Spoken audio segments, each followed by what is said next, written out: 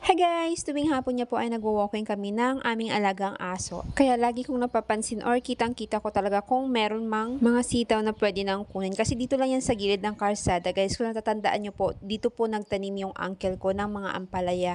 At ngayon niya po, ito na lang yung natitirang mga sitaw. At kasi nga, araw-araw ako napupunta dito or nadadaan dito, kitang-kita ko pag may meron siyang bunga. Every 2 days nga po yan, meron kaming na-harvest o nakukuhang sitaw. Meron pa nga ako sa ref, kaso lang kailangan ko na talagang kunin to kasi sayang din naman pag tumanda na, ibibigay ko na lang sa uncle ko or sa auntie ko doon kung sino yung gustong magluto. Baka nga po pala magtaka kayo kung bakit pa ako naka-lipstick habang nang-walking ng aso or nangunguha ng sitaw. Unahan ko na po kayo. Galing po kasi kaming bayan kaya naka-lipstick ako at saktong pagdatingan namin ay hapon na kaya kailangan ng i-walking yung alaga naming aso kaya ayan, naka-lipstick ako guys. At super stay kasi itong lipstick ko nag-promote, char.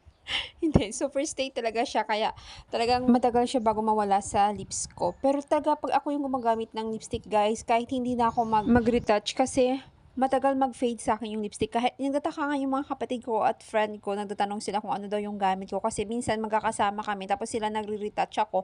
Ang kapal pa rin ng lipstick ko. Ganyan ako katibay sa mga lipstick, guys. Ganyan yung bibig ko. Hindi siya masyadong nag-fade. Balik na tayo dito sa sitaw, guys. Ang dami kong nakuha. Akala ko lang kukonti lang siya. Pero ang dami naming nakuha. Kasi 'di ba nga, dito yung iba na sa ilalim. Meron akong video nito na nakaraan na talagang marami akong nakuha sa ilalim kasi nga maraming damo. At ngayon din, ganun din. Mas marami pa ako ngayon nakuha. At ibibigay ko po yan sa mga auntie ko kasi meron akong nakuha nung nakaraan, hindi ko pa naluluto. At meron nga po doon sa unahan or doon sa likod na sili. Ang dami-dami niyang bunga. Puro bunga na lang siya at puro nahinog. Kumukuha na lang nga kami pag gumagamit. Sa mga susunod nga po na linggo ay aayusin na naman dito to kasi tataniman na siya ng panibago ng uncle ko. Kasi syempre sayang din naman yung lupa kasi hindi pa naman talaga namin ginagamit yan.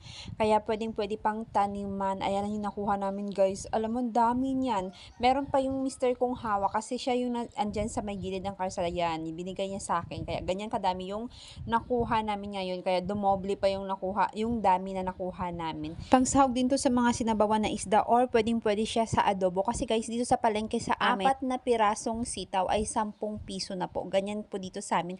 Mahal din po kasi dito sa amin yung gulay. Kaya mas maigi talaga pag may mga tanim.